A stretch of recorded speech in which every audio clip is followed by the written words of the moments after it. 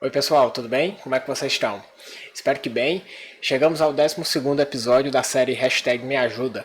Hoje a gente vai abordar o tema de tamanho de efeito em testes não paramétricos. Essa é uma dúvida, que foi enviada já fazem algumas semanas, e eu não tive tempo de abordar, mas estou trazendo hoje, Então vamos lá. Oi Bruno, tudo bem? Parabéns pela página, está muito legal. Conteúdo 1000. Não sei se já abordaste, mas seria legal que você falasse sobre o tamanho de efeito e como podemos calcular nos casos de análises não paramétricas, pois o que geralmente fazemos é o Dedecoin, mas ele é para dados paramétricos. Essa foi uma discussão e uma super dúvida no nosso grupo de pesquisa na semana passada. Lembrei de pedir para você abordar. No mais, desejo muito sucesso e um abraço. Obrigado pelas palavras tão gentis e desculpa pela demora em responder essa dúvida, tá? Então vamos lá.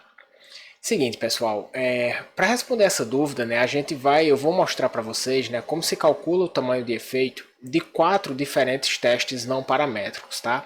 Então, só para fins de clarear, para quem não tem muito conhecimento sobre os testes não paramétricos, eu vou abordar o Menu Whitney, e o Menu Whitney ele é o substituto, do teste T de Student para duas amostras independentes. No nosso caso aqui a gente vai trabalhar com pessoas empregadas e não empregadas.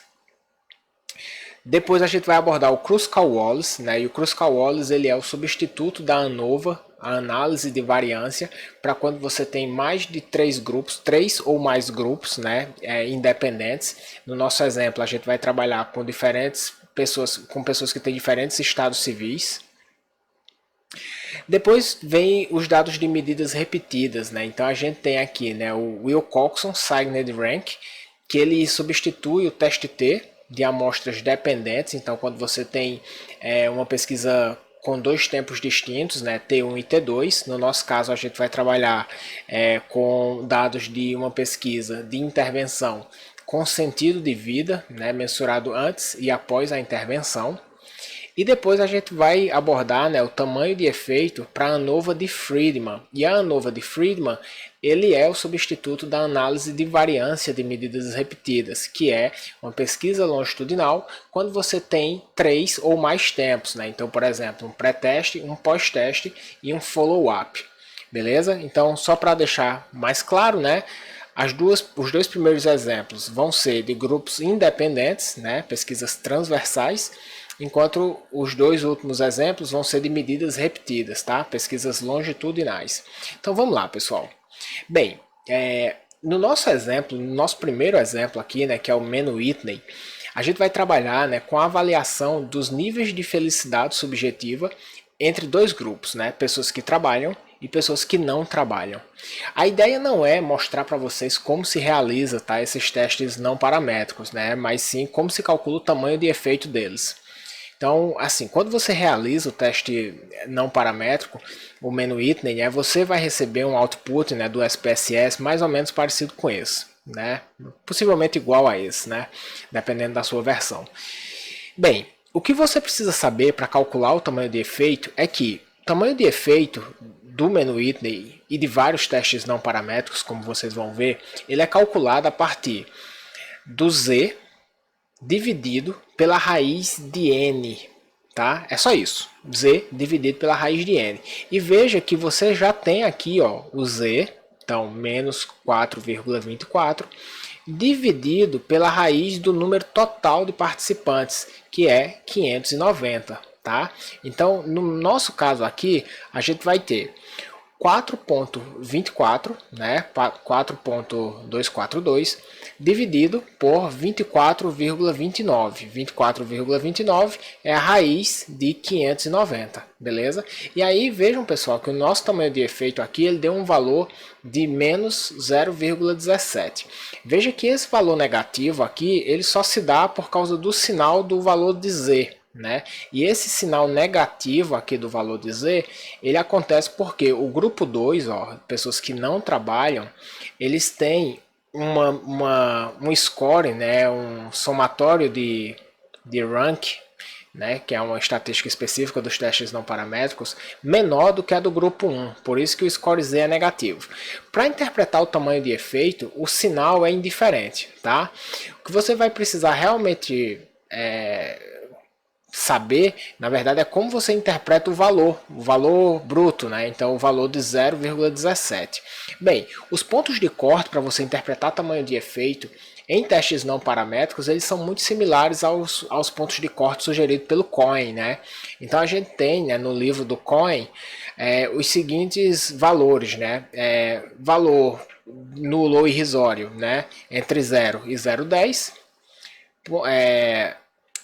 Um tamanho de efeito fraco entre 0,11 e 0,29, né, até 0,29, valores moderados de 0,30 até 0,49 e tamanho de efeito forte acima de 0,50. Tá? Então veja que nesse nosso caso aqui, o nosso tamanho de efeito dessa comparação entre felicidade subjetiva de quem trabalha e não trabalha foi um tamanho de efeito baixo. Beleza? Então, assim, só para vocês entenderem um pouco melhor, né, assim, o que é que esse resultado está querendo dizer, eu trouxe aqui as estatísticas descritivas, né, em termos de média e desvio padrão para esse resultado, para essa análise. Veja que o grupo de quem trabalha tem um score de felicidade subjetiva de 19,65. E a média, né, de quem não trabalha é 17,44. Então é mais ou menos 2,20, né, pontos de diferença, mas veja que o desvio padrão desses grupos é muito alto, né, quase 3 vezes o tamanho da diferença, né, 2 pontos aqui, enquanto o desvio padrão é próximo de 6, né? Então vejam que essa diferença aqui ela tem muita variabilidade. Isso está em consonância com o tamanho de efeito baixo. Vejam, um ponto importante, tá? Eu trouxe essa tabela de média e desvio padrão só para vocês terem uma noção dos scores, tá? Mas a gente não usa média e desvio padrão quando a gente está trabalhando com testes não paramétricos, porque os testes não paramétricos, né, a inferência que é feita com os testes não paramétricos não se utiliza a média e o desvio padrão, ela utiliza esse score aqui, né, que é a média do ranking, né, que é um ranqueamento que é feito. Só que essa média de ranking aqui ela é difícil de interpretar, né, ela tem pouca interpretabilidade, você só vê que um é maior que o outro. Então, por isso que, mesmo utilizando testes não paramétricos, eu gosto de olhar as estatísticas descritivas, né, de média e desvio padrão para ter um pouco mais de clareza. Mas, ao reportar os resultados estatísticos, a gente não coloca isso aqui, tá? Pelo menos não coloca fazendo inferência que teve diferença de média, tá? Não se interpreta assim. Bem, de todo modo, tamanho de efeito, Z dividido pela raiz de n e você acabou de calcular, beleza? E de interpretar, né, como mostrado aqui na tabela anterior. Bem, para o Kruskal-Wallis, né, então no Kruskal-Wallis você tem uma análise de duas etapas. Por quê? Porque no Kruskal-Wallis você tem 3 ou mais grupos, né? Então você vai precisar fazer uma série de comparações, né? Se o resultado for estatisticamente significativo, você vai precisar comparar solteiro com namorando, solteiro com noivo, solteiro com casado. Depois namorando com noivos, namorando com casados e depois noivo com casados. Então, quando você realiza, né, um teste de Kruskal-Wallis, o que você vai receber de output, né, de saída, é isso aqui, né? O valor do teste, da estatística do teste, né, um Q quadrado, os graus de liberdade e a significância, né? Só que aí você vai ter que fazer nessas comparações que eu lhe falei, porque ele está me dizendo o seguinte, aqui, ó, existe diferença estatisticamente significativa, mas ele não diz aonde está isso, tá? Pelo menos ele não diz de forma automática, você precisa pedir isso no SPSS. Ao pedir isso no SPSS, veja que o SPSS ele vai fazer todas as comparações possíveis, né? Então ele vai fazer a comparação de solteiro com noivo, solteiro com namorando, solteiro com casado, noivo com namorando, noivo com casado e namorando com casado. E o SPSS ele já me mostra aqui quais dessas comparações é estatisticamente significativa. Tá? E aí olha só que legal, isso é um ponto importante. Ele me traz aqui, né, a significância real, né, digamos assim, de cada par, mas ele me dá aqui, ó, uma significância ajustada. E o que é essa significância ajustada? É uma significância que é ajustada para as comparações múltiplas, tá? Porque toda vez que a gente faz muitas comparações, ele tem aumenta, né, o que a gente chama de chance de erro tipo 1, né? Então você precisa ajustar o valor de P aqui. Então ele no SPSS, né, em um local específico lá, ele já faz essa comparação ajustada. E aí você passa a interpretar. Bem, então para você interpretar, pessoal, aqui, para você calcular o tamanho de efeito para cada uma desses pares, o que é que você vai fazer? Lembre-se, isso aqui é o que? Isso aqui são comparações, ó, Mann-Whitney, lembra? Análise anterior, Mann-Whitney compara dois grupos. Então ele faz vários testes Mann-Whitney aqui. Então, quando você for calcular o tamanho de efeito, é exatamente a mesma coisa da análise anterior, né? Z dividido pela raiz de N, tá? Então, nesse caso aqui, no nosso caso, ó, a gente vai fazer, por exemplo, a comparação de solteiros com casados, tá? Então, o nosso Z aqui vai ser 6,10, né? 6,109 dividido pela raiz de N. Agora veja, um ponto importante.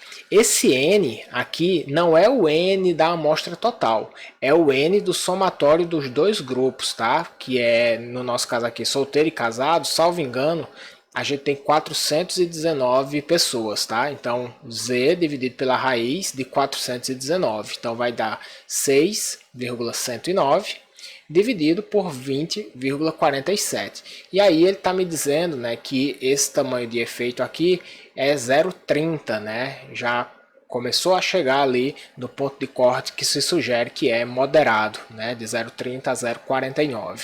Beleza? Então lembre-se disso.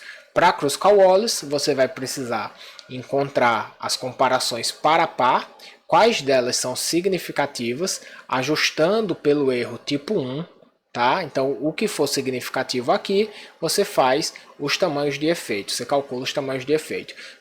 Eu trouxe só um exemplo, mas você precisaria fazer 3 comparações, né? 3 cálculos de tamanhos de efeito diferentes, beleza? Bem, pessoal, agora a gente vai para o teste de Wilcoxon, né? O teste de comparação entre duas amostras dependentes. Então é um teste, né, que é utilizado quando você tem um pré e um pós-teste.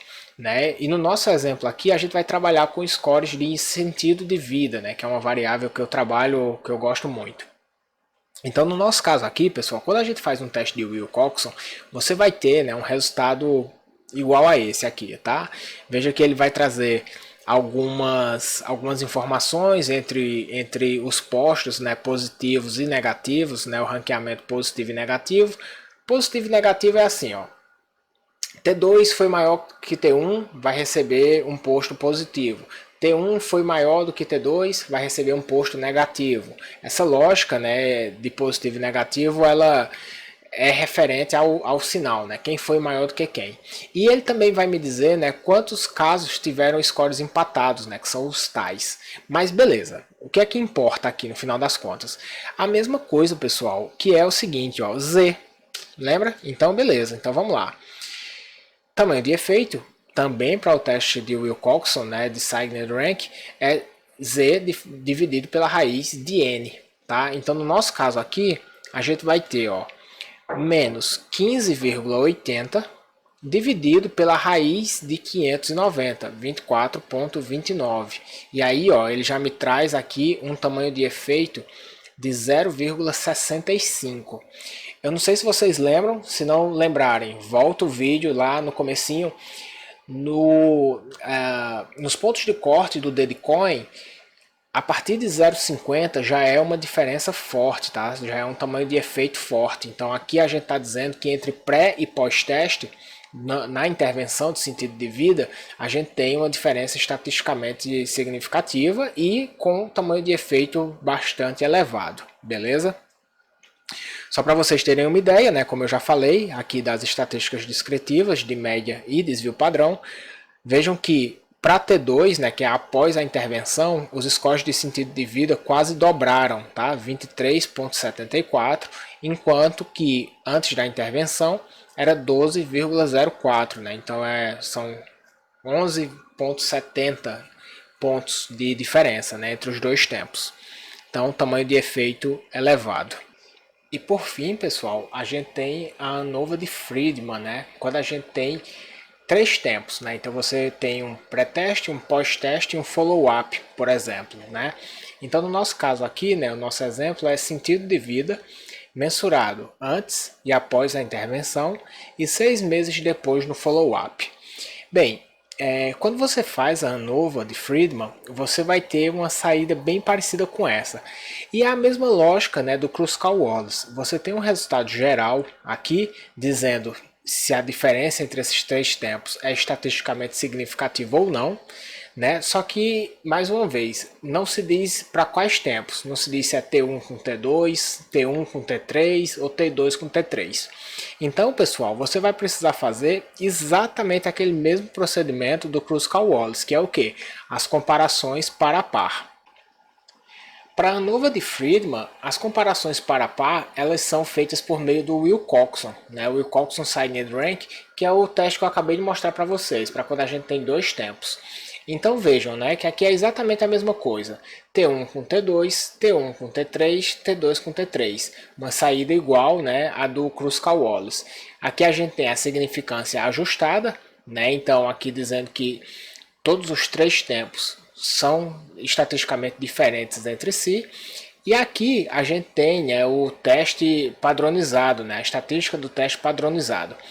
Então, pessoal, para vocês calcularem o tamanho de efeito de cada uma dessas comparações, é exatamente a mesma coisa. Você vai pegar o valor de Z, né, que é essa coluna aqui, dividido pela raiz de N, né?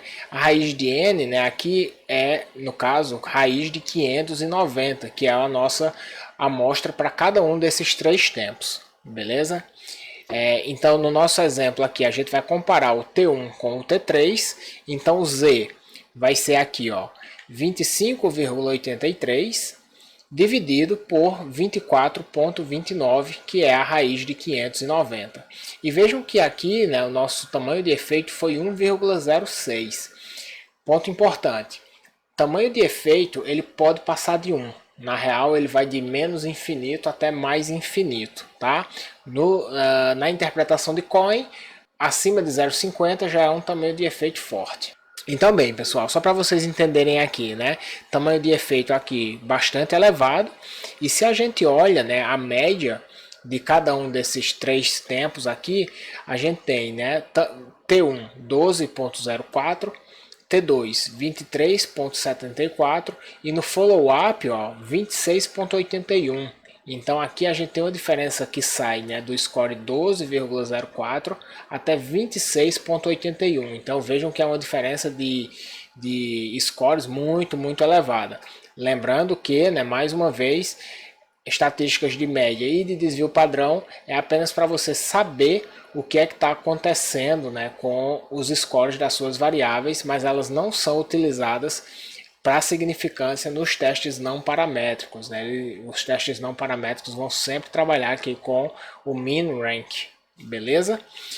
Bem, pessoal, então era isso, né? Calcular o tamanho de efeito para testes não paramétricos não tem segredo, tá? Então é Z dividido pela raiz de N, sempre que você estiver realizando algum desses testes, tá? Então era isso, fique bem, um grande abraço e até logo.